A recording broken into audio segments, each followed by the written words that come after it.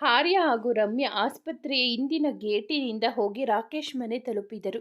ಮನೆ ಒಳಗೆ ಹೋಗುತ್ತಿದ್ದಂತೆ ಹಳೆಯದನ್ನೆಲ್ಲ ನೆನೆದು ಭಾವುಕಳಾದ ರಮ್ಯಾ ಆರ್ಯ ಮಾತಿಗೆ ಎಚ್ಚೆತ್ತು ಮುಂದೆ ನಡೆದಿದ್ದಳು. ಅಲ್ಲಿಂದ ಸೀದಾ ರಾಕೇಶ್ ರೂಮ್ಗೆ ಬಂದವಳು ಕಬೋರ್ಡ್ ಓಪನ್ ಮಾಡಿ ಅಲ್ಲಿದ್ದ ಒಂದು ಹ್ಯಾಂಗರನ್ನು ಉಲ್ಟ ತಿರುಗಿಸಿದಳು. ಇದ್ದಕ್ಕಿದ್ದ ಹಾಗೆ ಕಬೋರ್ಡ್ ಒಳಗೆ ಮತ್ತೊಂದು ಡೋರ್ ಓಪನ್ ಆಗಿತ್ತು. ಆ ಡೋರ್ ಮೂಲಕ ಒಳ ಹೋದಾಗಲೇ ಆರ್ಯನಿಗೂ ತಿಳಿದಿದ್ದು ಅದೊಂದು ಸೀಕ್ರೆಟ್ ರೂಮ್ ಎಂದು. ಓ ಗಾಡ್, ಇಲ್ಲೊಂದು ಸೀಕ್ರೆಟ್ ರೂಮ್ ಇದೆ ಎನ್ನುವ ವಿಷಯವೇ ನನಗೆ ಗೊತ್ತಿರಲಿಲ್ಲ ಎಂದು ಆಶ್ಚರ್ಯ ವ್ಯಕ್ತಪಡಿಸಿದ್ದ. ನಾವಿಬ್ಬರು ಸೇರಿ ಶಕ್ತಿಯನ್ನು ಹಿಡಿಯಲು ತೀರ್ಮಾನಿಸಿದ ನಂತರ ಒಮ್ಮೆ ರಾಕೇಶ್ ನನ್ನನ್ನು ಇಲ್ಲಿಗೆ ಕರೆದುಕೊಂಡು ಬಂದಿದ್ದರು. ಅವರ ಕೆಲಸಕ್ಕೆ ಸಂಬಂಧಿಸಿದ ಕಾನ್ಫಿಡೆನ್ಸಿಯಲ್ ಫೈಲ್ಗಳು ಹಾಗೂ ಕೆಲವು ಗ್ಯಾಜೆಟ್ಗಳು ಈ ರೂಮ್ನಲ್ಲಿವೆ ಎಂದವಳು ಅಲ್ಲಿದ್ದ ಒಂದು ಡ್ರಾಯರ್ ತೆಗೆದು ಅಲ್ಲಿಂದ ಒಂದಷ್ಟು ಗ್ಯಾಜೆಟ್ ತೆಗೆದಿದ್ದಳು. ಅದರಲ್ಲಿ ಕೆಲವು ಹಿಡನ್ ಕ್ಯಾಮರಾಗಳು, ಟ್ರ್ಯಾಕರ್ಗಳು ಹಾಗೂ ಬ್ಲೂಟೂತ್ ಸ್ಟ್ಯಾಂಡ್ಗಳು ಇದ್ದವು. ಅಲ್ಲಿದ್ದ ಸ್ಟಡ್ ತನ್ನ ಕಿವಿಗೆ ಹಾಕಿಕೊಂಡವಳು ತನ್ನ ಫೋನ್ಗೆ ಕನೆಕ್ಟ್ ಮಾಡಿದಳು. ಒಂದು ಟ್ರ್ಯಾಕರನ್ನು ತನ್ನ ತಾಳಿಯಲ್ಲಿ ಹಾಗೂ ಮತ್ತೊಂದನ್ನು ತನ್ನ ತಲೆಯ ಹೇರ್ ಪಿನ್ನಲ್ಲಿ ಸಿಕ್ಕಿಸಿಕೊಂಡು ಅದನ್ನು ಆರ್ಯ ಫೋನ್ಗೆ ಕನೆಕ್ಟ್ ಮಾಡಿ, ಇದರ ಮೂಲಕ ನಾನು ಎಲ್ಲಿದ್ದೇನೆ ಎಂದು ನಿಮಗೆ ತಿಳಿಯುತ್ತದೆ ಹಾಗೂ ಈ ಬ್ಲೂಟೂತ್ ಸ್ಟಡ್ ಮೂಲಕ ನಾನು ನಿಮ್ಮ ಸಂಪರ್ಕದಲ್ಲಿ ಇರುತ್ತೇನೆ. ಅಲ್ಲಿ ನನಗೆ ಏನೇ ಸಮಸ್ಯೆ ಆದರೂ ನಿಮಗೆ ತಿಳಿಯುತ್ತದೆ ಎಂದಳು. ಆರ್ಯ ಅಂತೂ ಅವಳ ಚಾಕಚಕ್ಯತೆಗೆ ಮಾರು ಹೋಗಿದ್ದ. ಮೊದಲು ಅವಳು ಆರಾಧ್ಯ ಬದಲು ತಾನು ಹೋಗುತ್ತೇನೆ ಎಂದಾಗ ಅವನಿಗೆ ಭಯವಾಗಿತ್ತು. ಆದರೆ ಈಗ ಅವಳನ್ನು ನೋಡಿಯೇ ಅವನ ಧೈರ್ಯ ಇಮ್ಮಡಿಯಾಗಿತ್ತು. ಮನದಲ್ಲೇ ಅಕ್ಕ ತಂಗಿ ಇಬ್ಬರು ಒಬ್ಬರನ್ನೊಬ್ಬರು ಮೀರಿಸುತ್ತಾರೆ ಎಂದುಕೊಂಡಿದ್ದ. ಇದಾದ ನಂತರ ಫೈಲ್ಗಳನ್ನೆಲ್ಲ ಸರ್ಚ್ ಮಾಡಿದಾಗ ಶಕ್ತಿಗೆ ಸಂಬಂಧಿಸಿದ ಫೈಲ್ ಸಿಕ್ಕಿತು. ಅದನ್ನು ಆರ್ಯ ಕೈಗೆ ಕೊಟ್ಟವಳು, ಶಕ್ತಿಯನ್ನು ಬಂಧಿಸೋಕೆ ಈ ಫೈಲ್ ಕೂಡ ನಿಮಗೆ ಸಹಾಯ ಮಾಡಬಹುದು. ಆದಷ್ಟು ಬೇಗ ಎಲ್ಲ ಸಾಕ್ಷಿಗಳನ್ನು ಪೊಲೀಸ್ಗೆ ಒಪ್ಪಿಸಿ ಅವನನ್ನು ಬಂಧಿಸುವ ವ್ಯವಸ್ಥೆ ಮಾಡಿ ಎಂದಿದ್ದಳು. ಅವನು ಸಹ ಅವಳ ಮಾತನ್ನು ಒಪ್ಪಿಕೊಳ್ಳುವವನಂತೆ ಅದನ್ನು ತೆಗೆದುಕೊಂಡಿದ್ದ. ಆದರೆ ಅವನು ಕಾನೂನಿನ ಒಪ್ಪಿಸುವ ಯಾವ ಬಯಕೆಯೂ ಆರ್ಯನಿಗೆ ಇರಲಿಲ್ಲ. ಅವನಾಗಲೇ ಶಕ್ತಿ ಸಾಯದೆ ನಮ್ಮ ಸಮಸ್ಯೆಗಳು ತೀರುವುದಿಲ್ಲ ಎಂಬ ತೀರ್ಮಾನಕ್ಕೆ ಬಂದು ಬಿಟ್ಟಿದ್ದ. ಇಬ್ಬರು ಅಲ್ಲಿಂದ ಹೊರಟು ಆಸ್ಪತ್ರೆ ತಲುಪಿದರು. ಅದಾಗಲೇ ನಸುಕಿನ ಮುಂಜಾವಾಗಿತ್ತು. ಅವರು ಆಸ್ಪತ್ರೆ ತಲುಪಿದ ಸಮಯಕ್ಕೆ ಸರಿಯಾಗಿ ಆರ್ಯ ಫೋನ್ ರಿಂಗಣಿಸಿತು. ಅದರಲ್ಲಿ ಪ್ರೈವೇಟ್ ನಂಬರ್ ಎಂದು ಬರುತ್ತಿರುವುದನ್ನು ನೋಡಿದ ಕೂಡಲೇ ಆರ್ಯನಿಗೆ ಅರಿವಾಗಿತ್ತು ಅದು ಶಕ್ತಿಯ ಕರೆ ಎಂದು. ಮತ್ತೊಮ್ಮೆ ಶಕ್ತಿ ಅದೇ ಬೇಡಿಕೆ ಇಟ್ಟಾಗ, ನೋಡು, ನಿನಗೆ ಬೇಕಿರೋದು ಅಬ್ದುಲ್ ತಾನೆ, ಅವನನ್ನು ನಾನು ಕರೆದುಕೊಂಡು ಬರ್ತೀನಿ, ಇದರಲ್ಲಿ ಆರಾಧ್ಯಳ ಎಳೆಯಬೇಡ ಎಂದ ಆರ್ಯನಿಗೆ, ಅದು ಹೇಗೆ ಸಾಧ್ಯ ಆರ್ಯ? ನನಗೆ ಅಬ್ದುಲ್ಗಿಂತಲೂ ಮುಖ್ಯವಾಗಿ ಬೇಕಿರುವುದು ನಿನ್ನ ಪ್ರಾಣ. ಮತ್ತೆ ಅದು ನಿನ್ನ ಆರಾಧ್ಯ ಬಳಿ ಇದೆ. ಈಗೇನು ಅವಳನ್ನು ನಾನು ಹೇಳಿದ ಜಾಗಕ್ಕೆ ಕಳುಹಿಸುತ್ತೀಯೋ ಅಥವಾ ನಿನ್ನ ಮಗಳ ಹೆಣವನ್ನೇ ನಿನ್ನ ಜಾಗಕ್ಕೆ ಕಳುಹಿಸಲ ಎಂದಿದ್ದ ಶಕ್ತಿ. ಅವನ ಮಾತಿಗೆ ಕೋಪ ಬಂದರೂ ಅದನ್ನು ತಡೆದುಕೊಂಡವನು, ಪ್ಲೀಸ್ ಶಕ್ತಿ, ಹಾಗೆಲ್ಲ ಮಾತನಾಡಬೇಡ ಎಂದು ಕೇಳಿಕೊಂಡಿದ್ದ ಆರ್ಯ. ಅದಕ್ಕವನು, ನೀನು ಇರುವ ಆಸ್ಪತ್ರೆಯ ಮುಂದೆ ಒಂದು ವ್ಯಾನ್ ನಿಂತಿದೆ. ಅಬ್ದುಲ್ ಹಾಗೂ ಆರಾಧ್ಯ ಇಬ್ಬರೇ ಆ ಗಾಡಿಯನ್ನು ಹತ್ತಬೇಕು. ಇನ್ನು ಅರ್ಧ ಗಂಟೆಯಲ್ಲಿ ಅವರು ವ್ಯಾನ್ ಹತ್ತಿಲ್ಲವೆಂದರೆ ಇಲ್ಲಿ ನಿನ್ನ ಮಗಳು ಸಾಯುತ್ತಾಳೆ ಎಂದಾಗ ಬಹಳವೇ ಗಾಬರಿಯಾಗಿತ್ತು ಆರ್ಯನಿಗೆ. ಶಕ್ತಿ, ಪ್ಲೀಸ್ ನನ್ನ ಮಾತನ್ನು ಕೇಳು. ಆರಾಧ್ಯಗೆ ಇನ್ನೂ ಪ್ರಜ್ಞೆ ಬಂದಿಲ್ಲ. ಈ ಸ್ಥಿತಿಯಲ್ಲಿ ಅವಳನ್ನು ಹೇಗೆ ಕಳುಹಿಸಲಿ? ಅದೂ ಅಲ್ಲದೆ ರಕ್ಷಿತ್ನನ್ನು ಅವನಿರುವ ಜಾಗದಿಂದ ಕರೆದುಕೊಂಡು ಬರಬೇಕು. ಸೊ ಪ್ಲೀಸ್ ಸ್ವಲ್ಪ ಸಮಯ ಕೊಡು. ಅಬ್ದುಲ್ ಇಲ್ಲಿಗೆ ಬರುವ ವೇಳೆಗೆ ಆರಾಧ್ಯ ಹಾಗೂ ಪ್ರಜ್ಞೆ ಬರುತ್ತದೆ. ಪ್ಲೀಸ್ ಅಲ್ಲಿಯವರೆಗೂ ನನ್ನ ಮಗುವನ್ನು ಏನು ಮಾಡಬೇಡ ಎಂದು ಆರ್ಯ ಬೇಡಿಕೊಳ್ಳುತ್ತಿದ್ದರೆ ಶಕ್ತಿ ಒಳಗೊಳಗೆ ಖುಷಿಪಟ್ಟಿದ್ದ. ಕೊನೆಗೂ ಆರ್ಯ ಮಾತಿಗೆ ಒಪ್ಪಿದ ಶಕ್ತಿ ಅವನಿಗೆ ಸ್ವಲ್ಪ ಸಮಯ ಕೊಟ್ಟಿದ್ದ. ಅಷ್ಟರಲ್ಲಿ ಭರತ್ ಒಂದಷ್ಟು ಡಾಕ್ಯುಮೆಂಟ್ಸ್ ಜೊತೆಗೆ ಅಬ್ದುಲ್ನನ್ನು ಕರೆದುಕೊಂಡು ಆಸ್ಪತ್ರೆಯ ಹಿಂದಿನ ಗೇಟಿನಿಂದ ಒಳ ಬಂದಿದ್ದ. ಅಷ್ಟರಲ್ಲಾಗಲೇ ರಮ್ಯಾ ಥೇಟ್ ಆರಾಧ್ಯಳಂತೆ ತಯಾರಾಗಿದ್ದಳು. ಅವನು ಬಂದ 1 ಗಂಟೆಯ ನಂತರ ವಂಶಿ ಫ್ರೆಂಡ್ ರಮ್ಯಾಳ ಸಾಕು ತಾಯಿಯ ಡೈರಿಯನ್ನು ತೆಗೆದುಕೊಂಡು ಬಂದಿದ್ದ. ಅದನ್ನು ತೆಗೆದುಕೊಂಡ ರಮ್ಯಾ ಅದರಲ್ಲಿದ್ದ ಫೋಟೋವನ್ನು ತೆಗೆದುಕೊಂಡು ಡೈರಿಯನ್ನು ಆರ್ಯನಿಗೆ ಕೊಟ್ಟಿದ್ದಳು. ನಂತರ ಅವಳು ಅಬ್ದುಲ್ನನ್ನು ಕರೆದುಕೊಂಡು ಹೊರಟಾಗ ಅವಳನ್ನು ತಡೆದ ಮೋಹಿತ್ ಒಂದು ಪುಟ್ಟ ಪ್ಯಾಕೆಟ್ ನೀಡುತ್ತಾ, ಇದರಲ್ಲಿ ಮತ್ತು ಬರುವ ಇಂಜೆಕ್ಷನ್ಗಳಿವೆ, ಗೊತ್ತಿಲ್ಲ ಇದು ನಿನಗೆ ಎಷ್ಟರ ಮಟ್ಟಿಗೆ ಸಹಾಯ ಆಗುತ್ತೆ ಅಂತ, ಆದರೆ ನಿನಗೆ ಸಹಾಯವಾಗಬಹುದು ಅಂತ ತೆಗೆದುಕೊಂಡು ಬಂದೆ. ಹಾಗೆ ಆ ಅಬ್ದುಲ್ ಆಗಲೇ ಒಂದು ಇಂಜೆಕ್ಷನ್ ಕೊಟ್ಟಿದ್ದೇನೆ. ಸದ್ಯಕ್ಕೆ ಅವನಿಂದ ನಿನಗೆ ಯಾವ ತೊಂದರೆಯೂ ಆಗುವುದಿಲ್ಲ ಎಂದಿದ್ದ. ಅವನಿಗೆ ಧನ್ಯವಾದಗಳು ಅರ್ಪಿಸಿದವಳು ಅಲ್ಲಿಂದ ಹೊರಡಲು ಅನುವಾಗಿದ್ದಳು. ಅಳುತ್ತಾ ಅವಳನ್ನು ತಬ್ಬಿಕೊಂಡ ರಾಗಿಣಿ, ಹುಷಾರು ಅಕ್ಕ, ಇಷ್ಟು ವರ್ಷಗಳ ನಂತರ ಮತ್ತೆ ನಿನ್ನ ಪ್ರೀತಿ ನನಗೆ ಸಿಕ್ಕಿದೆ. ನಿನ್ನನ್ನು ಕಳೆದುಕೊಂಡರೆ ಅದನ್ನು ತಡೆಯೋ ಶಕ್ತಿ ನನಗಿಲ್ಲ. ನೀನು ಖಂಡಿತವಾಗಿಯೂ ವಾಪಸ್ ಬರ್ತೀಯ ಅಲ್ಲವಾ ಎಂದವಳಿಗೆ ಧೈರ್ಯ ತುಂಬಿದ ರಮ್ಯಾಗೆ ಒಳಗೊಳಗೆ ಭಯ ಆವರಿಸಿತು. ಭರತ್ ಅಬ್ದುಲ್ನನ್ನು ಕರೆದುಕೊಂಡು ಹೊರಟರೆ ತುಂಬ ಸುಸ್ತಾದವಳಂತೆ ನಟಿಸುತ್ತಿದ್ದ ರಮ್ಯಾಳನ್ನು ಆರ್ಯನೇ ಕರೆದುಕೊಂಡು ಬಂದು ವ್ಯಾನ್ನಲ್ಲಿ ಕೂರಿಸಿದ್ದ. ಅವನು ಅವರಿಬ್ಬರನ್ನು ವ್ಯಾನ್ನಲ್ಲಿ ಕೂರಿಸುತ್ತಿದ್ದಂತೆ ಆರ್ಯನಿಗೆ ಒಂದು ಕಾಲ್ ಬಂದಿತ್ತು. ಅಬ್ದುಲ್ಗೆ ಏನು ಮಾಡಿದೆ? ಅವನೇ ಯಾಕೆ ಪ್ರಜ್ಞೆ ಕಳೆದುಕೊಂಡಿದ್ದಾನೆ? ಅಥವಾ ನೀನು ಅವನನ್ನು ಸಾಯಿಸಿ ಅವನ ಹೆಣ ಕಳುಹಿಸುತ್ತಿಲ್ಲ ತಾನೆ? ಹಾಗೇನಾದರೂ ಆದರೆ ನಿನ್ನ ಮಗಳು ಎನ್ನುವಷ್ಟರಲ್ಲಿ ಅವನ ಮಾತನ್ನು ತಡೆದ ಆರ್ಯ, ನಾನು ಹೇಳುವುದನ್ನು ಪೂರ್ತಿಯಾಗಿ ಕೇಳು ಶಕ್ತಿ. ಇಷ್ಟು ದಿನ ಅವನಿಗೆ ಸರಿಯಾಗಿ ಊಟ ಕೊಡದೇ ಇದ್ದಿದ್ದರಿಂದ ಅವನು ಸುಸ್ತಾಗಿದ್ದಾನೆ ಅಷ್ಟೆ. ಅವನಿನ್ನು ಜೀವಂತವಾಗಿಯೇ ಇದ್ದಾನೆ ಎಂದಿದ್ದ. ಸರಿ ಸರಿ, ನಾನು ಹೇಳುವುದನ್ನು ಸರಿಯಾಗಿ ಕೇಳಿಸಿಕೊ. ನಾನು ಹೇಳುವವರೆಗೂ ನೀವ್ಯಾರೂ ಆಸ್ಪತ್ರೆಯಿಂದ ಹೊರಬರುವಂತಿಲ್ಲ. ಹಾಗೇನಾದರೂ ಬಂದರೆ ಗೊತ್ತು ತಾನೆ. ನನ್ನ ಕಣ್ಣು ತಪ್ಪಿಸಿ ಏನಾದರೂ ಡಬಲ್ಗೆ ಮಾಡಿದರೆ ನನಗೆ ತಿಳಿಯೋಲ್ಲ ಎಂದುಕೊಳ್ಳಬೇಡ. ನನ್ನ ಕಡೆಯವರು ನಿನ್ನ ಸುತ್ತಮುತ್ತಲೇ ಇದ್ದಾರೆ ಎಂದವನು ಕರೆಯನ್ನು ತುಂಡರಿಸಿದ್ದ. ಅವನ ಮಾತು ಕೇಳಿದ ಮೇಲೆ ನಮ್ಮ ಪ್ಲಾನ್ ಎಕ್ಸಿಕ್ಯೂಟ್ ಮಾಡುವುದು ಅಷ್ಟು ಸುಲಭವಿಲ್ಲ ಎಂಬುದು ಆರ್ಯನಿಗೆ ಅರ್ಥವಾಗಿತ್ತು. ಆಗ ಅವರ ಸಹಾಯಕ್ಕೆ ಬಂದವನೇ ವಂಶಿ ಟ್ರ್ಯಾಕರ್ ಮೂಲಕ ರಮ್ಯಾಳನ್ನು ಫಾಲೋ ಮಾಡಿದರೆ ಅವನ ಫ್ರೆಂಡ್ ಇನ್ಸ್ಪೆಕ್ಟರ್ ವಿಜಯ್ ಸೂರ್ಯ ಆರ್ಯ ಕೊಟ್ಟ ದಾಖಲೆಯನ್ನು ತನ್ನ ಹೈಯರ್ ಆಫೀಸರ್ಗಳಿಗೆ ತಲುಪಿಸಿ ಶಕ್ತಿಯನ್ನು ಹಿಡಿಯಲು ವಾರೆಂಟ್ ಪಡೆದುಕೊಂಡಿದ್ದ. ಇದೆಲ್ಲದರ ಪ್ಲಾನ್ ಓಟಿ ಒಳಗೆ ನಡೆಯುತ್ತಿದ್ದರಿಂದ ಶಕ್ತಿ ಕಡೆ ಹುಡುಗರಿಗೆ ಯಾವ ವಿಷಯಗಳು ಸರಿಯಾಗಿ ತಿಳಿದಿರಲಿಲ್ಲ. ಇತ್ತ ತನ್ನ ಗಮ್ಯ ತಲುಪಿದ ರಮ್ಯಾಳನ್ನು ಆರಾಧ್ಯ ಎಂದುಕೊಂಡು ಅವಳನ್ನು ಎಳೆದುಕೊಂಡು ಹೋದ ಶಕ್ತಿ ಒಂದು ಪಾಳು ಬಿದ್ದ ಮನೆಯೊಳಗೆ ನುಗ್ಗಿದ್ದ. ಒಮ್ಮೆ ಸುತ್ತಲೂ ನೋಡಿದವಳಿಗೆ ಪಾಳು ಬಿದ್ದ ಮನೆಯನ್ನು ನೋಡಿ ಭಯವಾಗಿದ್ದಂತೂ ಸುಳ್ಳಲ್ಲ. ಆದರೂ ಅದನ್ನು ತೋರಿಸಿಕೊಳ್ಳದೆ ಎದ್ದು ನಿಂತವಳು ಶಕ್ತಿ. ಎಲ್ಲ ನೀನಂದುಕೊಂಡ ಹಾಗೆ ಆಯಿತು ಅಂತ ಮೆರೆಯಬೇಡ. ಯಾವುದು ನಿನ್ನ ಕೈಲಿ ಇಲ್ಲ. ಅದು ಸರಿ, ನೀನು ಕೇಳಿದ ತಕ್ಷಣ ಆರ್ಯ ನನ್ನನ್ನು ಕಳುಹಿಸಿ ಬಿಡುತ್ತಾರೆ ಅಂತ ಹೇಗಂದುಕೊಂಡೆ? ನಾನು ಬಂದಿರುವುದು ನೀನು ಹೇಳಿದೆ ಅಂತ ಅಲ್ಲ. ನಾನು ಬಂದಿರುವುದು ನನ್ನ ಮಗುವನ್ನು ಕರೆದುಕೊಂಡು ಹೋಗಲು ಅಷ್ಟೆ. ನಿನಗೊಂದು ಸತ್ಯ ಹೇಳಲ್ಲ, ನಿನ್ನ ತಂದೆ ತಾಯಿ ಈಗ ಆರ್ಯನ ಕಪಿಮುಷ್ಟಿಯಲ್ಲಿದ್ದಾರೆ. ಇಲ್ಲಿ ನನ್ನ ಕೂದಲು ಕೊಂಕಿದರೂ ಅಲ್ಲಿ ನಿನ್ನ ತಂದೆ ತಾಯಿ ಸಮಾಧಿಯಾಗುತ್ತಾರೆ ಎಂದು ರೋಷದಿಂದಲೇ ನುಡಿದಿದ್ದಳು. ಅವಳ ಮಾತಿಗೆ ಶಕ್ತಿ ಕೊಂಚ ವಿಚಲಿತನಾದರೂ ಅದನ್ನು ತೋರಿಸಿಕೊಳ್ಳದೆ ಸುಮ್ಮನೆ ಏನೇನೋ ಮಾತನಾಡಿ ಇಲ್ಲಿಂದ ತಪ್ಪಿಸಿಕೊಂಡು ಹೋಗಬಹುದು ಅಂತೆಲ್ಲ ಅಂದುಕೊಳ್ಳಬೇಡ ಎಂದವನ ಮುಂದೆ ಒಂದು ಫೋಟೋ ಹಿಡಿದಿದ್ದಳು ರಮ್ಯಾ. ಅವನ ಚಿಕ್ಕಂದಿನ ಫೋಟೋ ಅದು. ಅದರಲ್ಲಿ ಅವನ ಅಕ್ಕಪಕ್ಕದಲ್ಲಿ ಅವನ ತಂದೆ ತಾಯಿ ನಿಂತಿದ್ದರು. ಆ ಫೋಟೋ ನೋಡಿದವನು ನಡುಗುವ ಕೈಗಳಲ್ಲಿಯೇ ಅದನ್ನು ತೆಗೆದುಕೊಂಡು ಈ ಫೋಟೋ ನಿನಗೆ ಹೇಗೆ ಸಿಕ್ಕಿತು ಎಂದು ತಡವರಿಸುತ್ತಲೇ ಕೇಳಿದ್ದ.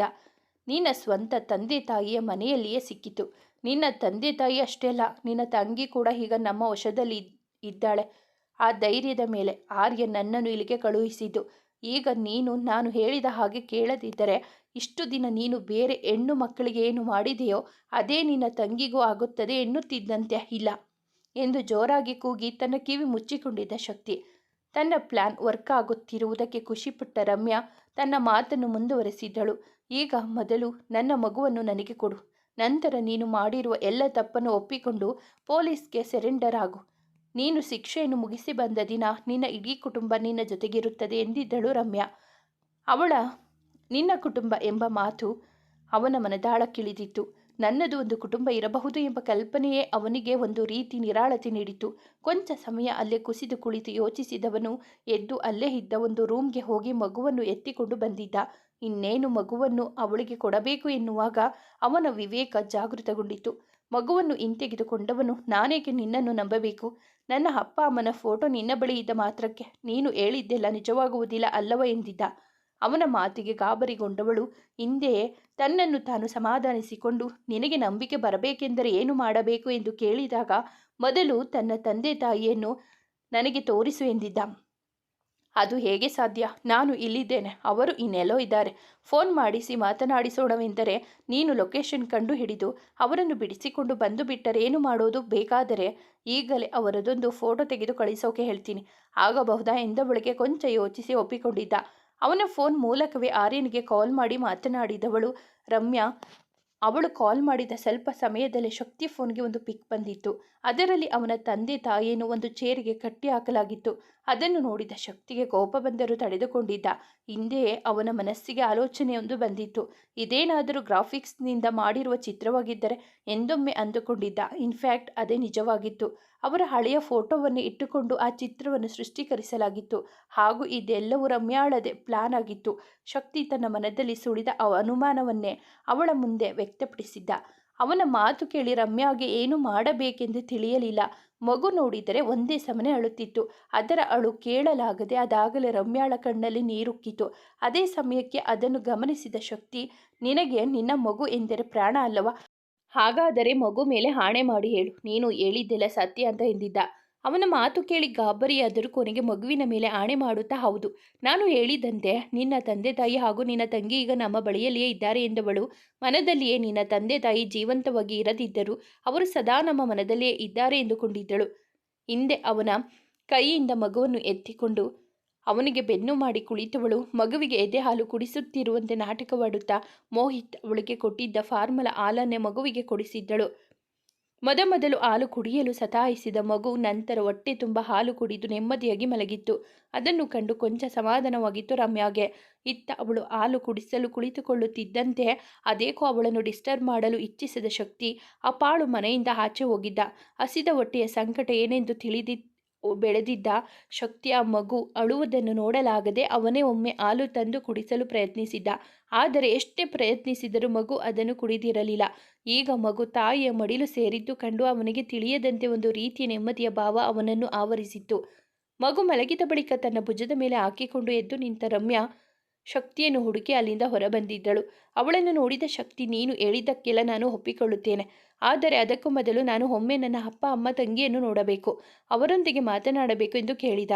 ಅವನ ಮಾತಿಗೆ ಸಮ್ಮತಿ ನೀಡಿದ ರಮ್ಯಾ, ಹಾಗಾದರೆ ಈಗಲೇ ನನ್ನನ್ನು ವಾಪಸ್ ಕಳುಹಿಸಿಕೊಡು, ನಾನು ಆಸ್ಪತ್ರೆ ತಲುಪುತ್ತಿದ್ದಂತೆ ನಿನ್ನ ಮನೆಯವರು ನಿನ್ನ ಕಣ್ಣ ಮುಂದಿರುತ್ತಾರೆ ಎಂದು ಹೇಳಿ 2 ಹೆಜ್ಜೆ ಇಟ್ಟಿದ್ದಳಷ್ಟೆ.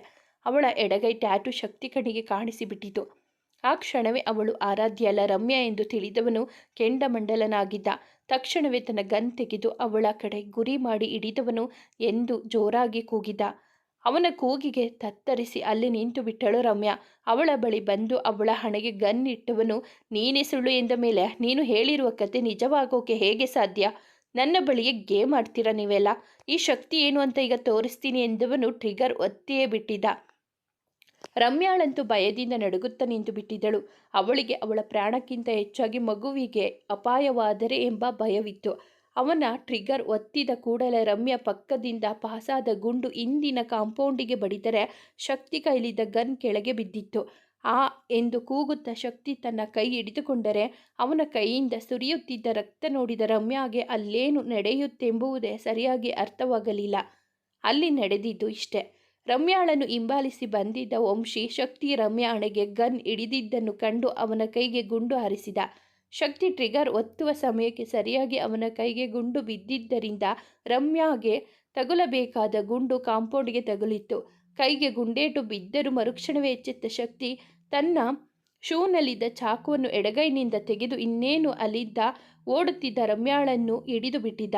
ಅವಳ ಕುತ್ತಿಗೆಯ ಬಳಿ ಚಾಕು ಹಿಡಿದವನು, ನಿಮ್ಮ ಆಟ ಅತಿಯಾಯಿತು ಕಡೆ, ಇನ್ನು ನಿನ್ನನ್ನು ಉಳಿಸಲ್ಲ ಎಂದಿದ್ದ. ತಕ್ಷಣವೇ ಕಾರ್ಯಪ್ರವೃತ್ತನಾದ ವಂಶಿ ಅವನ ಮತ್ತೊಂದು ಕೈಗೂ ಗುಂಡು ಹಾರಿಸಿದ. ಆದರೆ ಈ ಬಾರಿ ಶಕ್ತಿ ಕೈಲಿದ್ದ ಚಾಕುವಿನಿಂದ ರಮ್ಯಾಗೆ ಗಾಯವಾಗಿತ್ತು. ರಮ್ಯಾ ಕುತ್ತಿಗೆಗೆ ಗಾಯವಾಗಿದ್ದರಿಂದ ಅವಳಿಗೆ ಮುಂದೆ ಹೋಗೋಕ್ಕೂ ಆಗದೆ ಅಲ್ಲಿ ಕುಸಿದು ಕುಳಿತಳು. ಕೈಗೆ ಗಾಯವಾಗಿದ್ದರೂ ಜಗ್ಗದ ಶಕ್ತಿ ಅಲ್ಲಿ ಪಕ್ಕದಲ್ಲಿದ್ದ ರಾಡ್ ತೆಗೆದುಕೊಂಡು ರಮ್ಯಾಗೆ ಒಡೆಯಲು ಹೋಗಿದ್ದ. ಎಲ್ಲವೂ ಕೈ ಮೀರಿ ಹೋಗುತ್ತಿರುವುದನ್ನು ಕಂಡ ವಂಶಿ ಬೇರೆ ದಾರಿ ಕಾಣದೆ ಶಕ್ತಿಯ ಎದೆಗೆ ಗುಂಡು ಹಾರಿಸಿದ್ದ. ಎದೆ ಹಿಡಿದುಕೊಂಡು ಕೆಳಬಿದ್ದ ಶಕ್ತಿಯ ಉಸಿರು ನಿಧಾನವಾಗಿ ಕ್ಷೀಣಿಸುತ್ತಿತ್ತು. ಇತ್ತ ರಮ್ಯಾ ಬಳಿ ಬಂದ ವಂಶಿ ಅವಳನ್ನು ಅಲ್ಲೇ ಒಳಗೆ ಮಲಗಿಸಿ ತನ್ನ ಕಾರ್ ಕಡೆ ಓಡಿದ. ಅವನ ಕಾರ್ನಲ್ಲಿ ಸದಾ ಡಾಕ್ಟರ್ ಕಿಟ್ ಇರುತ್ತಿದ್ದ ಕಾರಣ ಅದನ್ನು ತೆಗೆದುಕೊಂಡು ಬಂದು ಅವಳಿಗೆ ಫಸ್ಟ್ ಏಡ್ ಮಾಡತೊಡಗಿದ್ದ. ಅದೇ ಸಮಯಕ್ಕೆ ವರ್ಧನ್ ಮನೆಯವರೆಲ್ಲ ಅಲ್ಲಿ ಬಂದು ಇಳಿದಿದ್ದರು. ಅಲ್ಲಿಗೆ ಬಂದ ಕೂಡಲೇ ಎಲ್ಲರಿಗೂ ಕಂಡಿದ್ದು ಒದ್ದಾಡುತ್ತಾ ಬಿದ್ದಿದ್ದ ಶಕ್ತಿ. ರಾಗಿಣಿಗೆ ಅವನು ಎಷ್ಟೇ ತೊಂದರೆ ಕೊಟ್ಟಿದ್ದರೂ ಅವನು ತನ್ನ ಅಣ್ಣನೆಂದು ತಿಳಿದ ಮೇಲೆ ಅವಳಿಗೂ ಅವನ ಮೇಲೆ ಮಮತೆ ಮೂಡಿತ್ತು. ಅವನನ್ನು ಆ ಸ್ಥಿತಿಯಲ್ಲಿ ಕಂಡು ಇನ್ನೂ ಸುಮ್ಮನಿರಲಾಗದೆ ಅವನ ಬಳಿ ಹೋಗಿ ಅವನನ್ನು ಮಡಿಲಲ್ಲಿ ಮಲಗಿಸಿಕೊಂಡು ಅಣ್ಣ ಎಂದಿದ್ದಳಷ್ಟೆ. ಅವಳ ಕಣ್ಣಿಂದ ಜಾರಿದ ನೀರು ಅವನ ಮೈ ಸೋಕುತ್ತಿದ್ದಂತೆ ಇಷ್ಟು ಹೊತ್ತು ಕಣ್ಣು ಮುಚ್ಚಿ ನರಳುತ್ತಿದ್ದವನು ಒಮ್ಮೆ ಕಣ್ಣು ಬಿಟ್ಟು ನೋಡಿದ. ಎದುರಿದ್ದ ರಾಗಿಣಿಯನ್ನು ಕಂಡವನು ಏನೋ ಹೇಳಲು ಪ್ರಯತ್ನಿಸಿ ಹಾಗೆ ಕಣ್ಣು ಮುಚ್ಚಿದ. ಅದನ್ನು ಕಂಡು ರಾಗಿಣಿ ಅಣ್ಣ ಎಂದು ಜೋರಾಗಿ ಕಿರುಚಿದರೆ ಅದನ್ನು ಕೇಳಿ ಹೊರಬಂದ ವಂಶಿ ಅಲ್ಲಿನ ಪರಿಸ್ಥಿತಿ ಅರಿತು ಮಾನವೀಯತೆಯ ದೃಷ್ಟಿಯಿಂದ ಶಕ್ತಿಯನ್ನು ಟ್ರೀಟ್ ಮಾಡಲು ಮುಂದಾಗಿದ್ದ. ಅವನನ್ನು ಒಮ್ಮೆ ಚೆಕ್ ಮಾಡಿದವನು, ಇನ್ನೂ ಜೀವವಿದೆ, ಆದರೆ ಅವನ ಉಸಿರಾಟ ತುಂಬ ಕ್ಷೀಣವಾಗಿದೆ, ಈಗಲೇ ಆಸ್ಪತ್ರೆಗೆ ಕರೆದುಕೊಂಡು ಹೋದರೆ ಬದುಕುವ ಸಾಧ್ಯತೆ ಇದೆ ಎಂದಿದ್ದ. ವಂಶಿ ರಮ್ಯಾಳನ್ನು ಟ್ರೀಟ್ ಮಾಡುವ ಮುನ್ನವೇ ಆಂಬುಲೆನ್ಸ್ಗೆ ಕಾಲ್ ಮಾಡಿದ್ದರಿಂದ ಅದಾಗಲೇ ಆಂಬುಲೆನ್ಸ್ ಬಂದಿತ್ತು. ಇವರೆಲ್ಲ ಶಕ್ತಿಯನ್ನು ಆಂಬುಲೆನ್ಸ್ನಲ್ಲಿ ಮಲಗಿಸುವ ವೇಳೆಗೆ ವಂಶಿ ಹೋಗಿ ರಮ್ಯಾಳನ್ನು ಎತ್ತಿಕೊಂಡು ಬಂದಿದ್ದ. ಅದನ್ನು ಕಂಡು ರಾಗಿಣಿ ಮತ್ತಷ್ಟು ಜೋರಾಗಿ ಅಳಲು ಶುರು ಮಾಡಿದಳು. ಇಷ್ಟು ಹೊತ್ತು ಶಕ್ತಿ ವಿಷಯದಲ್ಲಿ ಮೈಮರೆತಿದ್ದ ಮನೆಯವರಿಗೆ ಈಗ ರಮ್ಯಾಳ ನೆನಪಾಗಿತ್ತು, ಜೊತೆಗೆ ಮಗು ಕೂಡ. ಅವರ ಕಡೆ ತಿರುಗಿದ ವಂಶಿ, ಅದನ್ನೆಲ್ಲ ಆಮೇಲೆ ಹೇಳುತ್ತೇನೆ, ಒಳಗೆ ಮಗು ಇದೆ, ಮೊದಲು ಹೋಗಿ ಆ ಮಗುವನ್ನು ಕರೆದುಕೊಂಡು ಬನ್ನಿ ಎಂದವನು ಆಂಬುಲೆನ್ಸ್ ಹತ್ತಿದ. ಸದ್ಯಕ್ಕೆ ಶಕ್ತಿಯ ಉಸಿರಾಟ ಕ್ಷೀಣಿಸದಂತೆ ಆಕ್ಸಿಜನ್ ಮಾಸ್ಕ್ ಹಾಕಿದವನು ಅವನ ಕೈಗೆ ಬಿದ್ದಿದ್ದ 2 ಗುಂಡುಗಳನ್ನು ಆಂಬುಲೆನ್ಸ್ನಲ್ಲಿಯೇ ತೆಗೆದಿದ್ದ. ಆದರೆ ಎದೆಗೆ ಬಿದ್ದ ಗುಂಡು ತೆಗೆಯುವುದು ಅಷ್ಟು ಸುಲಭವಿರಲಿಲ್ಲ. ಅದನ್ನು ಆಪರೇಷನ್ ಮಾಡಿಯೇ ತೆಗೆಯಬೇಕಿತ್ತು. ಸದ್ಯ ಗುಂಡು ಶಕ್ತಿಯ ಎದೆಯ ಬಲಭಾಗಕ್ಕೆ ಬಿದ್ದಿದ್ದರಿಂದ ಅವನಿನ್ನು ಬದುಕಿದ್ದ. ಇಲ್ಲದೆ ಹೋಗಿದ್ದರೆ ಇಷ್ಟು ಹೊತ್ತಿಗೆ ಅವನ ಸಾವಾಗುತ್ತಿತ್ತು. ಅವರೆಲ್ಲರೂ ಆಸ್ಪತ್ರೆ ತಲುಪುವ ವೇಳೆಗೆ ಶಕ್ತಿಯ ಆಪರೇಷನ್ಗೆ ಎಲ್ಲ ತಯಾರಿಯಾಗಿತ್ತು. ಒಂದು ಕಡೆ ರಮ್ಯಾಗೆ ಟ್ರೀಟ್ಮೆಂಟ್ ನಡೆಯುತ್ತಿದ್ದರೆ ಮತ್ತೊಂದು ಕಡೆ ಶಕ್ತಿಯ ಆಪರೇಷನ್ ನಡೆಯುತ್ತಿತ್ತು. ರಾಗಿಣಿಯಂತೂ ಸಂಪೂರ್ಣ ಕುಸಿದು ಹೋಗಿದ್ದಳು. ಭರತ್ ಅವಳಿಗೆ ಧೈರ್ಯ ತುಂಬುತ್ತಿದ್ದ. ಒಂದು ಸಮಯದಲ್ಲಿ ಶಕ್ತಿಯ ಸಾವನ್ನು ಬಯಸಿದ ಆರ್ಯ ಕೂಡ ಇಂದು ರಾಗಿಣಿಯ ಕಣ್ಣೀರು ನೋಡಲಾಗದೆ ಅವನು ಬದುಕಬೇಕೆಂದು ದೇವರಲ್ಲಿ ಪ್ರಾರ್ಥಿಸಿದ. ಇತ್ತ ಬೆಳಗ್ಗೆಯಿಂದ ತನ್ನ ಮಗುವಿಗಾಗಿ ಗೋಳಿಟ್ಟಿದ್ದ ಆರಾಧ್ಯ ಮಗು ಅವಳ ಮಡಿಲು ಸೇರಿದೊಡನೆ ಶಾಂತವಾಗಿದ್ದಳು. ಮೊದಲ ಬಾರಿ ತನ್ನ ಮಗುವಿಗೆ ಹಾಲುಣಿಸಿ ಸಂತಸಪಟ್ಟಿದ್ದಳು. ಸ್ವಲ್ಪ ಸಮಯದಲ್ಲಿ ಅಕ್ಕಪಕ್ಕ ಮಲಗಿ ನಿದ್ದೆ ಹೋದ ತಾಯಿ ಮಗಳಿಗೆ ಆರ್ಯ ನೆನಪು ಸಹ ಇರಲಿಲ್ಲ. ಹೊರಗೆ ಏನು ನಡೆಯುತ್ತಿದೆ ಎಂಬುದರ ಅರಿವು ಸಹ ಅವನಿಗೆ ಇರಲಿಲ್ಲ. ಶಕ್ತಿ ಆಪರೇಷನ್ ಮುಗಿಸಿ ಬಂದ ಸೀನಿಯರ್ ಡಾಕ್ಟರ್, ಗುಂಡೇನೋ ತೆಗೆದಿದ್ದೇನೆ, ಆದರೆ ಈಗಲೇ ಏನು ಹೇಳುವುದಕ್ಕಾಗುವುದಿಲ್ಲ. ಇನ್ನು 24 ಗಂಟೆಯಲ್ಲಿ ಅವರಿಗೆ ಪ್ರಜ್ಞೆ ಬರದಿದ್ದರೆ ಕೋಮಾಗೆ ಹೋಗಬಹುದು ಅಥವಾ ಜೀವಕ್ಕೂ ಅಪಾಯವಾಗಬಹುದು. Anyways, hope for the best ಎಂದು ಹೇಳಿ ಹೋಗಿದ್ದರು. ಅಷ್ಟರಲ್ಲಿ ರಮ್ಯಾಗೆ ಪ್ರಜ್ಞೆ ಬಂದಿದ್ದರಿಂದ ರಾಗಿಣಿಗೆ ಕೊಂಚ ನಿರಾಳವಾಗಿತ್ತು. ಆದರೆ ಅದೇ ಸಮಯಕ್ಕೆ ಶ್ರೀನಿವಾಸ್ ಅವರಿಗೆ ಎದೆ ನೋವು ಕಾಣಿಸಿಕೊಂಡು ಆಗಿರುವ ವಿಷಯ ತಿಳಿದು ಎಲ್ಲರಿಗೂ ಗಾಬರಿಯಾಗಿತ್ತು. ಎಲ್ಲರೂ ಅವರನ್ನು ಒಮ್ಮೆ ನೋಡಿಕೊಂಡು ಡಾಕ್ಟರ್ನನ್ನು ಮೀಟ್ ಮಾಡಿದಾಗ, ಸದ್ಯಕ್ಕೆ ಏನೂ ಸಮಸ್ಯೆ ಇಲ್ಲ, ತುಂಬ ಪ್ರೆಷರ್ ತೆಗೆದುಕೊಂಡಿರುವುದರಿಂದ ಹೀಗಾಗಿದೆ, ಮತ್ತೆ ಹೀಗಾಗದಂತೆ ನೋಡಿಕೊಳ್ಳಿ ಎಂದಿದ್ದರು. ಅಂದು ಸಂಜೆಯ ವೇಳೆಗೆ ಕಣ್ಣು ತೆರೆದ ಶ್ರೀನಿವಾಸ್ ಅವರು ಆರ್ಯನ ಬಳಿ ಇರುವ ವಿಷಯವನ್ನೆಲ್ಲ ತಿಳಿಸಿದವರು, ನನ್ನ ಶಶಿನ ಕೊಂದವರಿಗೆ ಶಿಕ್ಷೆಯಾಗಲೇಬೇಕು ಎಂದು ಕೋಪದಿಂದ ನುಡಿದಿದ್ದರು. ಅದನ್ನು ಕಂಡ ಆರ್ಯ, ಮಾವ ಪ್ಲೀಸ್, ನೀವು ಸಮಾಧಾನವಾಗಿರಿ, ಅದನ್ನೆಲ್ಲ ನಾನು ನೋಡಿಕೊಳ್ಳುತ್ತೇನೆ, ನೀವೀಗ ಎಕ್ಸೈಟ್ ಆದರೆ ನಿಮ್ಮ ಆರೋಗ್ಯಕ್ಕೆ ಒಳ್ಳೆಯದಲ್ಲ ಎಂದಿದ್ದ. ಅವನ ಮಾತಿಗೆ ಏನು ಹೇಳದ ಶ್ರೀನಿವಾಸ್ ಅವರು ಜೈಲು ಸೇರುವ ಮುನ್ನ ಅವರ ಬಳಿ ಒಂದೇ ಒಂದು ಬಾರಿ ನಾನು ಮಾತನಾಡಬೇಕು, ಅವರು ಶಶಿಯನ್ನು ಕೊಲ್ಲಲು ಕಾರಣವೇನೆಂದು ನಾನು ತಿಳಿಯಬೇಕು ಎಂದಿದ್ದರು ನಿರ್ಭಾವಕವಾಗಿ. ಅವರ ಮಾತಿಗೆ ಸಮ್ಮತಿಸಿದ ಆರ್ಯ ಅವರಿಗೆ ರೆಸ್ಟ್ ಮಾಡಲು ಹೇಳಿ ಅಲ್ಲಿಂದ ಹೊರಬಂದಿದ್ದ. ತನ್ನ ಮಾವನ ಪರವಾಗಿ ಗೀತಾ ಹಾಗೂ ಸಾವಿತ್ರಿಯವರ ವಿರುದ್ಧ ಕೇಸ್ ದಾಖಲಿಸಿದ್ದ ಆರ್ಯ. ಪೊಲೀಸ್ನವರು ಜಯಮ್ಮನ ಹೇಳಿಕೆಯನ್ನೇ ಆಧಾರವಾಗಿಟ್ಟುಕೊಂಡು ಅವರಿಬ್ಬರನ್ನು ಅರೆಸ್ಟ್ ಮಾಡಿದರು. ಅವರು ಮಾವನ ಮುಂದೆ ಬಂದರೆ ಮಾವ ಮತ್ತೆ ಎಕ್ಸೈಟ್ ಆಗಿ ಎಲ್ಲಿ ಅವರ ಆರೋಗ್ಯಕ್ಕೆ ತೊಂದರೆಯಾಗುವುದು ಎಂದು ತಿಳಿದ ಆರ್ಯ ಅವರಿಬ್ಬರು ಹಾಗೆ ಮಾಡಲು ಕಾರಣವೇನು ಎಂದು ಪೊಲೀಸ್ ಮೂಲಕವೇ ಬಾಯಿ ಬಿಡಿಸಿದ್ದ. ಹಾಗೂ ಅದನ್ನೆಲ್ಲ ರೆಕಾರ್ಡ್ ಮಾಡಿಕೊಂಡು ಬಂದು ತನ್ನ ಮಾವನಿಗೆ ಕೇಳಿಸಿದ. ಅದು ಕೂಡ ಡಾಕ್ಟರ್ ಒಪ್ಪಿಗೆ ಕೊಟ್ಟ ಮೇಲೆ. ಅಲ್ಲಿ ಏನಾಗಿತ್ತು ಎಂದರೆ, ಶ್ರೀನಿವಾಸ್ ಅವರ ತಂದೆಯವರು ತಾವು ಬದುಕಿರುವಾಗಲೇ ತಮ್ಮ 3 ಮಕ್ಕಳಿಗೆ ಆಸ್ತಿಯನ್ನು ಸಮನಾಗಿ ಹಂಚಿದರು. ಆದರೆ ಶ್ರೀನಿವಾಸ್ ಅವರ ಅಣ್ಣ ಹಾಗೂ ತಮ್ಮ ಇಬ್ಬರು ತಮ್ಮ ಬಿಸಿನೆಸ್ನಲ್ಲಿ ಲಾಸ್ ಮಾಡಿಕೊಂಡರು. ಆಗ ಶ್ರೀನಿವಾಸ್ ಅವರೇ ಅವರಿಬ್ಬರಿಗೂ ತಮ್ಮ ಬಿಸಿನೆಸ್ನಲ್ಲಿ ಪಾರ್ಟ್ನರ್ ಆಗಿ ಮಾಡಿಕೊಂಡರು. ಆದರೆ ಇವರಿಬ್ಬರು ಸೇರಿ ಕಂಪನಿಯಲ್ಲಿ ಗೋಲ್ ಮಾಡಲು ನೋಡಿದಾಗ ಅವರನ್ನು ಪಾರ್ಟ್ನರ್ಶಿಪ್ನಿಂದ ವಜಾಗೊಳಿಸಿದ ಶ್ರೀನಿವಾಸ್ ಅವರಿಬ್ಬರನ್ನು ಸಾಮಾನ್ಯ ಎಂಪ್ಲಾಯಿಗಳಾಗಿ ಸೇರಿಸಿಕೊಂಡರು. ಅದನ್ನು ಕಂಡು ಗೀತಾ ಹಾಗೂ ಸಾವಿತ್ರಿಯವರಿಗೆ ಸಹಿಸಲಾಗಲಿಲ್ಲ. ಜೊತೆಗೆ ಶಶಿ ಮನೆಗೆ ಬಂದ ಮೇಲೆ ಅವಳೇ ಮನೆಯಲ್ಲಿ ಅಚ್ಚುಮೆಚ್ಚಿನ ಸೊಸೆಯಾಗಿದ್ದಳು. ಎಲ್ಲದರಲ್ಲೂ ಜಾಣೆಯಾಗಿದ್ದ ಶಶಿ ಸಾವಿತ್ರಿ ಹಾಗೂ ಗೀತಾ ಅವರನ್ನು ಎಲ್ಲದರಲ್ಲೂ ಮೀರಿಸುತ್ತಿದ್ದಳು. ಹೀಗಿರುವಾಗ ಒಂದು ದಿನ ಶ್ರೀನಿವಾಸ್ ಅವರ ಅಣ್ಣ ತಮ್ಮ ಹಾಗೂ ಅವರ ಪತ್ನಿಯರು ಸೇರಿಕೊಂಡು ಹೇಗಾದರೂ ಶ್ರೀನಿವಾಸ್ ಅವರಿಂದ ಖಾಲಿ ಬಾಂಡ್ ಪೇಪರ್ಗೆ ಸೈನ್ ತೆಗೆದುಕೊಂಡು ಅವರ ಆಸ್ತಿ ಒಡೆಯಲು ಹೊಂಚು ಹಾಕಿದ್ದರು. ಅಷ್ಟೇ ಅಲ್ಲದೆ ಎಲ್ಲ ಆಸ್ತಿ ಕೈ ಸೇರಿದ ಮೇಲೆ ಶ್ರೀನಿವಾಸ್ ಅವರನ್ನು ಮಲಗಿಸಲು ಕೂಡ ಪ್ಲಾನ್ ತಯಾರಾಗಿತ್ತು.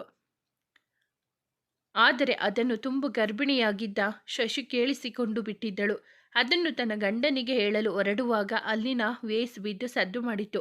ರೂಮ್ನಲ್ಲಿದ್ದವರೆಲ್ಲ ಹೊರಗೆ ಬಂದು ನೋಡಿದರೆ ಶಶಿ ಅದಾಗಲೇ ಮೆಟ್ಟಿಲು ಇಳಿದು ಹೋಗುತ್ತಿದ್ದಳು. ಅದನ್ನು ಕಂಡವರು ಮೆಟ್ಟಿಲಿನ ಕಾರ್ಪೆಟ್ ಎಳೆದು ಅವಳನ್ನು ಬೀಳಿಸಿ ಬಿಟ್ಟಿದ್ದರು. ಮೊದಲೇ ತುಂಬ ಗರ್ಭಿಣಿಯಾಗಿದ್ದ ಶಶಿ ಅವರಿಗೆ ಏಟು ಬಿದ್ದು ನರಳಲಾರಂಭಿಸಿದರು. ಆ ಸಮಯದಲ್ಲಿ ಇವರನ್ನು ಹೊರತುಪಡಿಸಿ ಬೇರೆ ಯಾರೂ ಮನೆಯಲ್ಲಿ ಇರಲಿಲ್ಲ.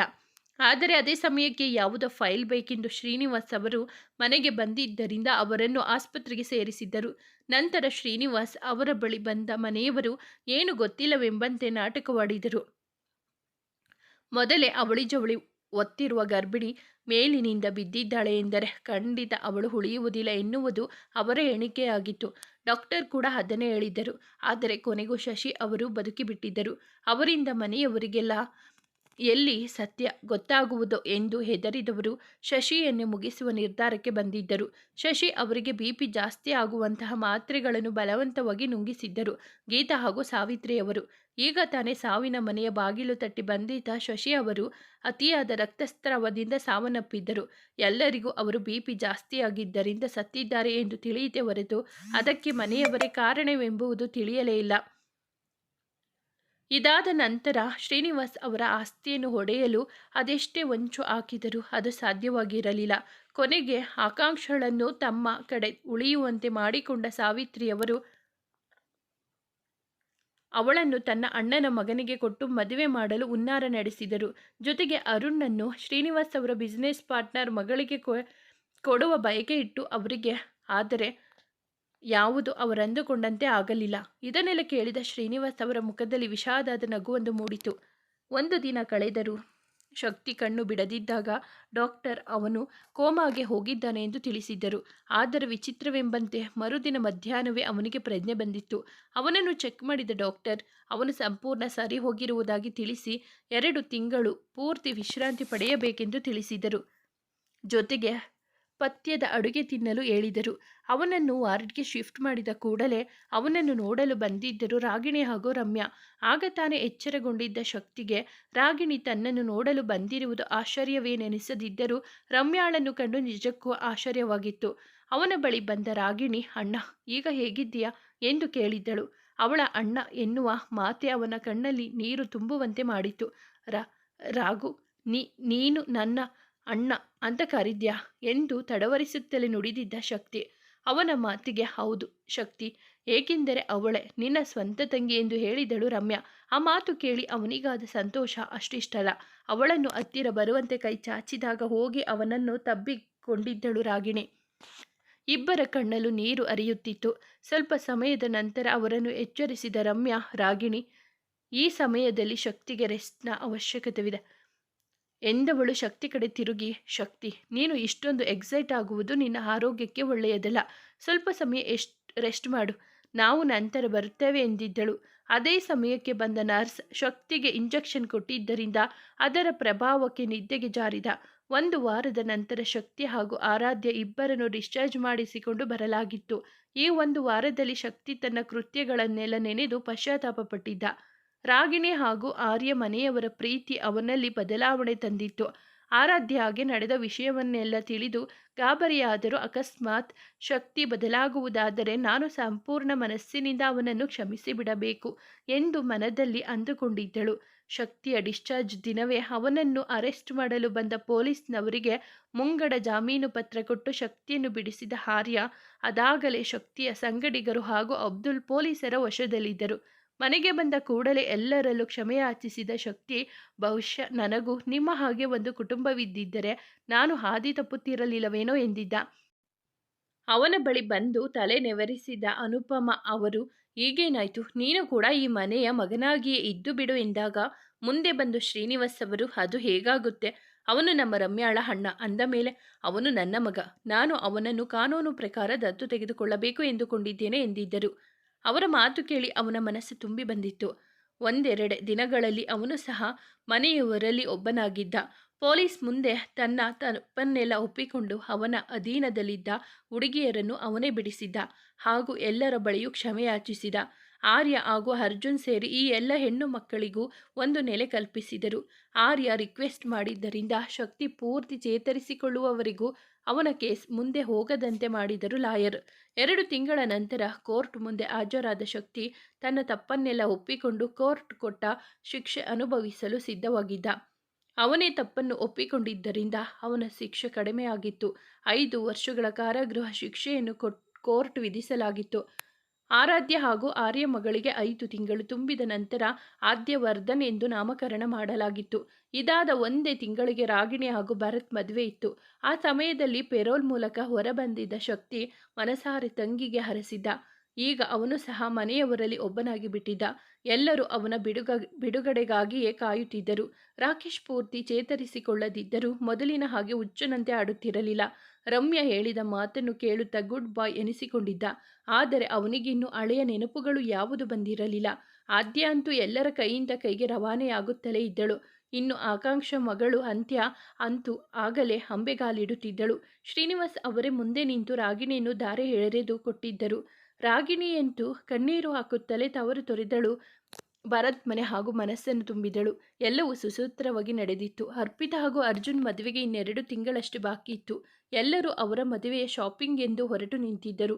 ರಮ್ಯಾ ಹೋಗುವುದು ಬೇಡವೆಂದರೂ ರಾಕೇಶ್ ಹಠ ಹಿಡಿದು ಅವರೊಂದಿಗೆ ಹೊರಟಿದ್ದ. ಈಗ ಅವನು ಥೇಟ್ ಚಿಕ್ಕ ಮಕ್ಕಳಂತೆ ವರ್ತಿಸುತ್ತಿದ್ದ.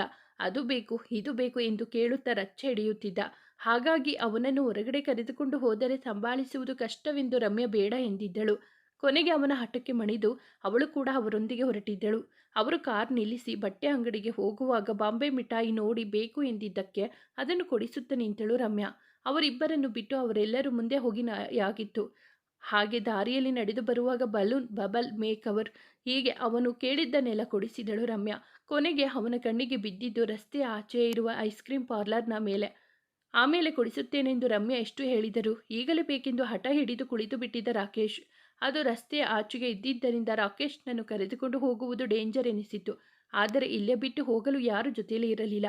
ಕೊನೆಗೆ ಅಲ್ಲೇ ಇದ್ದ ಒಂದು ಮೆಟ್ಟಿಲಿನ ಮೇಲೆ ಅವನನ್ನು ಕೂರಿಸಿದವಳು. ನಾನು ಬರುವವರೆಗೂ ಇಲ್ಲೇ ಕೂತಿರಬೇಕು ಎಂದು ಹೇಳಿ ಐಸ್ ಕ್ರೀಮ್ ಪಾರ್ಲರ್ಗೆ ಹೋಗಿದ್ದಳು. ಗಳಿಗೆಗೊಮ್ಮೆ ಅವನನ್ನು ನೋಡುತ್ತಲೇ ಇದ್ದವಳು. ಐಸ್ ಕ್ರೀಮ್ ತೆಗೆದುಕೊಂಡು ಬಿಲ್ ಪೇ ಮಾಡುವಷ್ಟರಲ್ಲಿ ರಾಕೇಶ್ ತನ್ನ ಬಲೂನ್ ಹಿಡಿಯಲು ರಸ್ತೆಯಲ್ಲಿ ಓಡಿ ಬರುತ್ತಿರುವುದು ಕಂಡು ಅವಳು ಅವನೆಡೆಗೆ ಓಡಿದಳು. ಆದರೆ ಕಾಲ ಮೀರಿ ಹೋಗಿತ್ತು. ಅವಳು ಬರುವುದರೊಳಗೆ ಒಂದು ಕಾರ್ ಅವನನ್ನು ಗುದ್ದಿ ಬಿಟ್ಟಿತು. ಅನತಿ ದೂರ ಹೋಗಿ ಬಿದ್ದ ರಾಕೇಶ್ ತಲೆಯಿಂದ ರಕ್ತ ಒಸರುತ್ತಿತ್ತು. ಅವನ ಬಳಿ ಬಂದು ಮಡಿಲಲ್ಲಿ ಮಲಗಿಸಿಕೊಂಡವಳಿಗೆ ಒಂದು ಗಳಿಗೆ ಏನು ಮಾಡಬೇಕೆಂದು ತಿಳಿಯದಾಗಿತ್ತು. ಮರುಕ್ಷಣವೇ ಎಚ್ಚೆತ್ತವಳು ಆರ್ಯನ್ಗೆ ಕಾಲ್ ಮಾಡಿದಳು. ವಿಷಯ ತಿಳಿದ ಆರ್ಯ ಹಾಗೂ ಮನೆಯವರು ತಕ್ಷಣವೇ ಅಲ್ಲಿಗೆ ಬಂದಿದ್ದರು. ಕೆಲವೇ ನಿಮಿಷಗಳಲ್ಲಿ ಅವನನ್ನು ಹತ್ತಿರದ ಆಸ್ಪತ್ರೆಗೆ ಸೇರಿಸಲಾಗಿತ್ತು. ತಕ್ಷಣವೇ ಆಪರೇಷನ್ ಮಾಡಬೇಕೆಂದು ಡಾಕ್ಟರ್ ಯಾವುದೇ ಭರವಸೆಯನ್ನು ನೀಡಿರಲಿಲ್ಲ. ಅವನ ಆಪರೇಷನ್ ಆದ ಮೇಲೆ ಎಚ್ಚರಗೊಳ್ಳದ ರಾಕೇಶ್ 3 ದಿನಗಳ ನಂತರ ಕಣ್ಣು ಬಿಟ್ಟಿದ್ದ. ಅವನ ನೆನಪುಗಳೆಲ್ಲವೂ ಮರುಕಳಿಸಿದ್ದವು. ಇನ್ನು 1 ತಿಂಗಳಾದರೂ ಬೆಡ್ ರೆಸ್ಟ್ನಲ್ಲಿ ಇರಬೇಕೆಂದು ಡಾಕ್ಟರ್ ಹೇಳಿದರು. ರಮ್ಯಾ ಮುಂದೆ ನಿಂತು ಅವನನ್ನು ನೋಡಿಕೊಂಡಿದ್ದಳು. ಅವನು ಚೇತರಿಸಿಕೊಂಡ ಮೇಲೆ ನಡೆದ ವಿಷಯಗಳನ್ನೆಲ್ಲ ಅವನಿಗೆ ತಿಳಿಸಿದರು. ತನಗೊಬ್ಬ ಮಗನಿದ್ದಾನೆ ಎಂಬ ವಿಷಯವೇ ಒಂದು ರೀತಿ ಖುಷಿ ಕೊಟ್ಟಿತ್ತು. ಆರವ್ನನ್ನು ಅಪ್ಪಿ ಮುದ್ದಾಡಿದ ರಾಕೇಶ್ಗೆ ಒಂದು ರೀತಿ ನೆಮ್ಮದಿ ದೊರಕಿತ್ತು. ಆರವ್ ಕೂಡ ಇದರಿಂದ ಖುಷಿಗೊಂಡಿದ್ದ. ಇಷ್ಟು ದಿನ ಅಪ್ಪನ ಪ್ರೀತಿಯನ್ನೇ ಕಾಣದ ಆರವ್ಗೆ ಸ್ವರ್ಗವೇ ಸಿಕ್ಕಂತಾಗಿತ್ತು. ಎಲ್ಲ ಕಂಟಕಗಳು ಕಳೆದು ಅರ್ಪಿತಾ ಹಾಗೂ ಅರ್ಜುನ್ ಮದುವೆ ನಿರ್ವಿಘ್ನವಾಗಿ ನೆರವೇರಿತು. ಆರ್ಯ ಹಾಗೂ ಆರಾಧ್ಯಳ ಹಳೆಯ ಸ್ನೇಹಿತರು ಕೂಡ ಮದುವೆಗೆ ಹಾಜರಾಗಿದ್ದರು. ನವ್ಯ, ಅವಳ ಅಣ್ಣ ಹಾಗೂ ವಂಶಿ ಕೂಡ ಮದುವೆಗೆ ಆಹ್ವಾನಿಸಲಾಗಿತ್ತು. ವಂಶಿ ಮದುವೆಯನ್ನು ಮುಗಿಸಿಕೊಂಡು ಅಲ್ಲಿಂದ ಹೊರಡುವಾಗ ಅವನನ್ನು ತಡೆದ ನವ್ಯ, ಸರ್ 1 ನಿಮಿಷ ನಿಮ್ಮೊಂದಿಗೆ ಮಾತನಾಡಬೇಕು ಎಂದವಳು. ಸರ್, ನೀವು ಇದ್ದಕ್ಕಿದ್ದ ಹಾಗೆ ಬೆಂಗಳೂರಿಗೆ ಶಿಫ್ಟ್ ಆಗಲು ಕಾರಣವೇನು ಅಂತ ತಿಳಿಯಬಹುದಾ ಎಂದಿದ್ದಳು. ಅದಕ್ಕವನು, ಅದರಲ್ಲಿ ಹೇಳುವುದೇನಿದೆ ನವ್ಯ, ಅಪ್ಪ ಹೋದ ಮೇಲೆ ಅಲ್ಲಿ ಇರೋದು ಕಷ್ಟ ಅನಿಸಿತು. ಜೊತೆಗೆ ಬೆಂಗಳೂರಿನ ಆಸ್ಪತ್ರೆಯಲ್ಲಿ ತುಂಬ ಕಂಪ್ಲೇಂಟ್ಸ್ಗಳು ಬರತೊಡಗಿದ್ದವು. ಹಾಗಾಗಿ ಇಲ್ಲಿಗೆ ಶಿಫ್ಟ್ ಆಗಬೇಕಾಯಿತು ಅಷ್ಟೇ ಎಂದಿದ್ದ. ಅಷ್ಟೇ, ಆದರೆ ಪರವಾಗಿಲ್ಲ ಸರ್. ಆದರೆ ಭವ್ಯ ವಿಷಯಕ್ಕೆ ಬೇಸರವಾಗಿ ಎನ್ನುತ್ತಿದ್ದಂತೆ ಅವಳನ್ನು ತಡೆದವನು, ಭವ್ಯ ನನ್ನ ಜೀವನದಲ್ಲಿ ಮುಗಿದು ಹೋದ ಅಧ್ಯಾಯ ನವ್ಯ. ಮತ್ತೆ ಈ ವಿಷಯದ ಬಗ್ಗೆ ಮಾತನಾಡುವುದು ಬೇಡ. ಎಲ್ಲೋ ಒಂದು ಕಡೆ ಅವಳು ಖುಷಿಯಾಗಿದ್ದರೆ ಅಷ್ಟೇ ಸಾಕು ಎಂದಿದ್ದ. ಅದಕ್ಕೆ ನವ್ಯ, ಅದೇ ನನಗಿರುವ ಭಯ ಸರ್. ಅದೇನೋ ಗೊತ್ತಿಲ್ಲ, ಬಾಳ ಸಂಗಾತಿಯ ಆಯ್ಕೆಯಲ್ಲಿ ಭವ್ಯ ನಿರ್ಧಾರ ಸರಿಯಿಲ್ಲ ಅಂತ ನನ್ನ ಒಳ ಮನಸ್ಸಿಗೆ ಅನಿಸುತ್ತಿದೆ ಎಂದು ಆತಂಕ ವ್ಯಕ್ತಪಡಿಸಿದವಳಿಗೆ, ಇಲ್ಲ ನವ್ಯ, ನಿನ್ನ ಯೋಚನೆ ತಪ್ಪು. ರಾಯನ್ ತುಂಬ ಒಳ್ಳೆಯ ಹುಡುಗ. ಈ ವಿಷಯದಲ್ಲಿ ಭವ್ಯ ಆಯ್ಕೆ ಸರಿಯಾಗಿದೆ. ನೀನು ಯಾವಾಗಲೂ ಅವಳ ಬಾಳ ಸಂಗಾತಿಯ ಜಾಗದಲ್ಲಿ ನನ್ನನ್ನೇ ನೋಡಲು ಇಷ್ಟಪಡುವುದರಿಂದ ನಿನಗೆ ಹಾಗನಿಸುತ್ತಿದೆ ಅಷ್ಟೆ. ಇದರ ಬಗ್ಗೆ ಹೆಚ್ಚು ಯೋಚಿಸಬೇಡ, ಓದುವ ಕಡೆ ಗಮನ ಕೊಡು ಎಂದು ಹೇಳಿದವನು ಮತ್ತೊಂದು ಮಾತಿಗೂ ಅವಕಾಶ ಕೊಡದೆ ಅಲ್ಲಿಂದ ಹೊರಟು ಹೋಗಿದ್ದ. ಆದರೆ ನವ್ಯಾಳ ಮನದಲ್ಲಿದ್ದ ಗೊಂದಲ ಮಾತ್ರ ಬಗೆಹರಿದಿಲ್ಲ. ಮದುವೆ ಎಲ್ಲ ಮುಗಿದು ರೂಮ್ ಸೇರಿದ ರಮ್ಯಾಗೆ ದೊಡ್ಡ ಸರ್ಪ್ರೈಸ್ ಕಾದಿತ್ತು. ಆರಾಧ್ಯ ಹಾಗೂ ಆರ್ಯ ಸೇರಿ ರಾಕೇಶ್ ಹಾಗೂ ರಮ್ಯಾ ಫಸ್ಟ್ ನೈಟ್ಗೆ ಅರೇಂಜ್ ಮಾಡಿದ್ದರು. ಆರವ್ ಅದಾಗಲೇ ತನ್ನ ಅಜ್ಜಿಯ ರೂಮ್ ಸೇರಿ ಆಗಿತ್ತು. ಎಷ್ಟೋ ವರ್ಷಗಳ ನಂತರ ಇಬ್ಬರು ಹೀಗೆ ಏಕಾಂತದಲ್ಲಿ ಇದ್ದಿದ್ದು. ಮದುವೆಯಾದ ಮೇಲೂ ಕೂಡ ಇಬ್ಬರು ಹೀಗೆ ಏಕಾಂತದಲ್ಲಿ ಇದ್ದದ್ದೇ ಬಹಳ ಕಡಿಮೆ. ಯಾವಾಗಲೂ ಶಕ್ತಿಯನ್ನು ಹಿಡಿದು ರಾಗಿಣಿಯನ್ನು ಅವನಿಂದ ಬಿಡಿಸುವ ಯೋಚನೆಯಲ್ಲಿಯೇ ಹೆಚ್ಚು ಸಮಯ ಕಳೆದಿದ್ದರು. ಇಷ್ಟು ವರ್ಷಗಳ ಬಂಧನವಾದರೂ ಇಂದೇಕೋ ರಮ್ಯಾಳಲ್ಲಿ ಒಂದು ರೀತಿ ನಾಚಿಕೆ ಆವರಿಸಿತ್ತು. ಅದನ್ನು ಕಂಡು ಅವಳನ್ನು ಹಿಂದೆಯಿಂದ ತಬ್ಬಿದ ರಾಕೇಶ್, ಏನಿವತ್ತು ನನ್ನ ರೊಮ್ಮು ಇಷ್ಟೊಂದು ನಾಚಿಕೊಳ್ತಿದ್ದಾಳೆ? ನೀನು ಹೀಗೆ ಇದ್ದರೆ ನನಗೆ ಏನೇನೋ ಮಾಡಬೇಕು ಅನಿಸುತ್ತೆ ಎಂದಾಗ ಮತ್ತಷ್ಟು ಕೆಂಪಾದವಳು ಕೈಯಿಂದ ತನ್ನ ಮುಖ ಮುಚ್ಚಿಕೊಂಡು, ಮಾಡಿ, ಯಾರು ಬೇಡ ಅಂದಿದ್ದು ನಿಮಗೆ ಅಂದಿದ್ದಳು. ಅವಳ ಕೈಯನ್ನು ಮುಖದಿಂದ ಸರಿಸಿದವನು ಒಮ್ಮೆಲೆ ಅವಳ ಅದರಗಳನ್ನು ಬಂಧಿಸಿದ್ದ. ಅವನ ದಿಢೀರ್ ಮುತ್ತಿಗೆ ಕೊಂಚ ಕಳವಳಗೊಂಡರೂ ನಂತರ ಅವನಿಗೆ ಸ್ಪಂದಿಸಿದಳು ರಮ್ಯಾ. ಅವನು ಮೆಲ್ಲನೆ ಅವಳನ್ನು ಆವರಿಸುತ್ತಿದ್ದರೆ ಅವಳು ತನ್ನನ್ನು ತಾನೇ ಅವನಿಗೆ ಸಂಪೂರ್ಣವಾಗಿ ಅರ್ಪಿಸಿಕೊಂಡಿದ್ದಳು. ಇತ್ತ ಆರಾಧ್ಯ ಹಾಗೂ ಆರ್ಯ ಬಳಿ ಬಂದ ನವ್ಯ ಆದ್ಯಳನ್ನು ಕರೆದುಕೊಂಡು ಹೋಗಿ ಅವರಿಬ್ಬರಿಗೂ ಏಕಾಂತ ಸಿಗುವಂತೆ ಮಾಡಿದ್ದಳು. ತುಂಬ ದಿನಗಳ ನಂತರ ಸಿಕ್ಕ ಏಕಾಂತ ಇಷ್ಟು ದಿನ ಜಂಜಾಟಗಳಲ್ಲಿ ಕಳೆದವರಿಗೆ ಇಂದು ನೆಮ್ಮದಿ ಎನಿಸಿತು. ಆರಾಧ್ಯ ತನ್ನ ಜೀವನದಲ್ಲಿ ಕಳೆದಿದ್ದನ್ನೆಲ್ಲ ಮರಳಿ ಪಡೆದುಕೊಂಡಿದ್ದಳು. ಆರ್ಯ ಕೊನೆಗೂ ತನ್ನ ಪ್ರೀತಿಯನ್ನು ದಕ್ಕಿಸಿಕೊಂಡಿದ್ದ. ಆಡಲು ಸಾವಿರ ಮಾತುಗಳಿದ್ದರೂ ಮೌನವೇ ಹಿತವೆನಿಸಿತು. ಆರಾಧ್ಯ ಆರ್ಯ ಎದೆ ಮೇಲೆ ಮಲಗಿ ಅವನ ಹೃದಯ ಬಡಿತ ಆಲಿಸುತ್ತಾ ನಿದ್ದೆಗೆ ಜಾರುತ್ತಿದ್ದರೆ ಆರ್ಯ ಅವಳ ತಲೆ ಸವರುತ್ತಾ ಅವಳ ಅಂದವನ್ನು ಕಣ್ತುಂಬಿಕೊಳ್ಳುತ್ತಾ ಈ ಕ್ಷಣ ಹೀಗೆ ಉಳಿದು ಬಿಡಲಿ ಎಂದು ಬೇಡಿಕೊಳ್ಳುತ್ತಾ ಅವಳ ನೆತ್ತಿಗೊಂದು ಮುತ್ತಿಟ್ಟಿದ್ದ. ಅವರ ಪ್ರೀತಿ ನೋಡಿ ಚಂದ್ರ ಸಹ ನಾಚಿ ಮೋಡಗಳಲ್ಲಿ ಮರೆಯಾಗಿದ್ದ. ಮುಕ್ತಾಯ. ಸ್ನೇಹಿತರೆ, ಈ ಕತೆ ನಿಮಗೆ ಇಷ್ಟವಾಗಿದ್ದರೆ ದಯವಿಟ್ಟು ಒಂದು ಲೈಕ್ ಮಾಡಿ, ನಮ್ಮ ಚಾನಲನ್ನು ಸಬ್ಸ್ಕ್ರೈಬ್ ಆಗಿ ಪಕ್ಕದಲ್ಲಿರುವ ಬೆಲ್ ಬಟನ್ ಕ್ಲಿಕ್ ಮಾಡಿ, ನಿಮ್ಮ ಫ್ರೆಂಡ್ಸ್ ಆ್ಯಂಡ್ ಫ್ಯಾಮಿಲಿಗೆ ಈ ಕಥೆಯನ್ನು ಶೇರ್ ಮಾಡಿ. ಮುಂದಿನ ವಿಡಿಯೋದಲ್ಲಿ ಭೇಟಿಯಾಗೋಣ. ಕಥೆಯನ್ನು ಕೇಳಿದ್ದಕ್ಕಾಗಿ ಧನ್ಯವಾದಗಳು.